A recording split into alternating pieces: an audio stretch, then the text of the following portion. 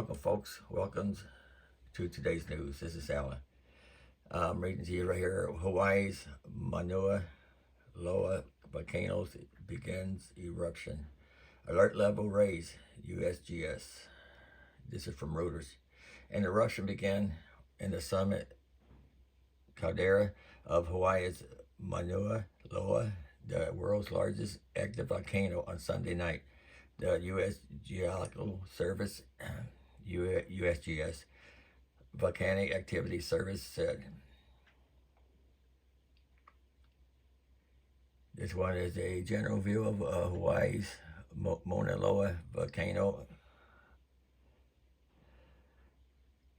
At this time, lava flows are contained within the summit area and are not threatening downslope communities, the notification said. However, the notification warned, based on previous events, that the early eruption stages of the volcano can be very dynamic, and the location and advance of lava flows can change rapidly.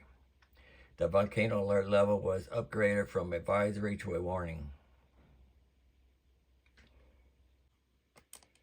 The notification added that the Hawaiian Volcano Observatory, HVO, would conduct aerial reconnaissance as soon as possible to assess hazard and better describe the eruption. Over a dozen earthquakes or more than 2.5 magnitude struck the region in the last 2 hours, according to the USGS, with one measuring 4.2 magnitude.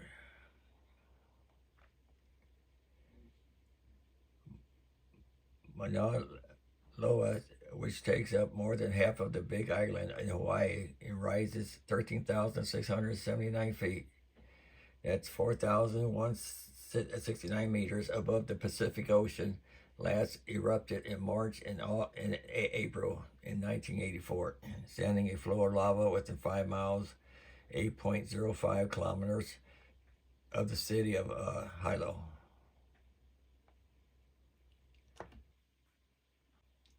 Okay, this is from the Washington Post. COVID deaths, school older, reviving question about acceptable loss.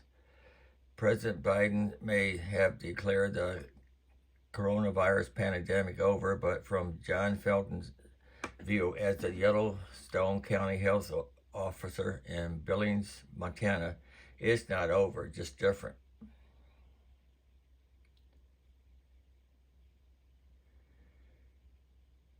Now more than ever, it is a plague of the elderly. In October, Felton's team logged 6 deaths due to the virus, many of them among vaccinated people. Their ages 80s, 60s, 70s, 90s. They included Betty Witzel, 88, described by her family as a tomboy who carried snakes in her pocket as a child and grew up to be a teacher, mother of 4, grandmother of 9, and great-grandmother of 5. And there was Nadine Alice Stark, 85, a ranch owner who planted sugar beets and corn. Yellowstone County made the decision early in the crisis to recognize each death individually, and Felton said that it as important as ever to acknowledge the unrelenting toll on a still vulnerable older generation while most people else has moved on. I think about someone's grandfather, the plays they wouldn't watch, the games on the football field they wouldn't see, he said. More than 300 people are still dying each day on average from COVID-19, most of them 65 or older, according to data from the Center of Disease Control and Prevention. While that's much lower than the 2,000 daily toll at the peak of the Delta wave, it is still roughly 2 to 3 times the rate at which people die of the flu, renewing debate about what is an acceptable loss. So, vaccinate or not, it doesn't matter, is what they're saying.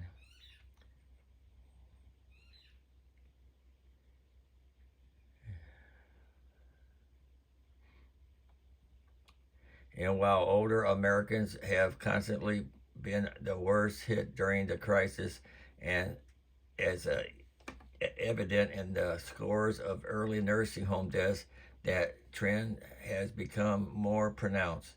Today, nearly 9 in 10 COVID deaths are in the people 65 or older, the highest rate ever, according to a Washington Post analysis of CDC data. Some epidemiologists and demographics refers predict the trend of older, sicker, and poorer people dying at disproportionate rates will continue, raising hard questions about the trade-offs Americans are making in pursuit of normalcy and at the worst expense. The situation minors the ways some other infectious diseases such as malaria and polio rage in the developing world while they are largely ignored elsewhere. S. Matthew Lyles, a professor of bioethics, physiology, and public health at New York University, argued that it is possible to keep the economy open while still aggressively pursuing a natural booster campaigns and requiring masks in healthcare setting and nursing homes, for example. But U.S. leaders have chosen not to do, he said, that worries him. There's a bit of anguish, so to speak, attached to it. He said, adding people, even if they are older, they still have to live as me. As much claim to live as me. In an open letter published October 7th in the BMJ, formerly the British Medical Journal, Greg Gonzalez, an associate professor at the Yale School of Public Health, and about a dozen other experts emphasized that pandemics do not end with a flip of the switch. Anyway, that's all I'm going to read on these. What I say, take vitamin C, zinc, vitamin D, multivitamins helps too. Just to keep healthy, A lot of these people, they probably don't take their vitamins or any kind.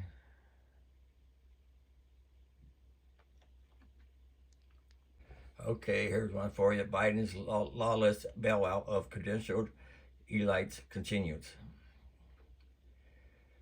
Other than unmarried women, this is from the Washington Examiner. Other than unmarried women, no demographic was a more reliable vote for President Joe Biden's Democratic Party this election day than college-educated voters. So it should come as to no surprise that Biden once again showered this contingency with federal money this week when he announced that the Department of Education would, for the sixth time, delay all student loan program payments. To be fair, former President Donald Trump first delayed these payments before Biden did, but that was at the height of the COVID shutdown. No one could pay because no one was allowed to work. Biden has since assured the nation that the pandemic is over.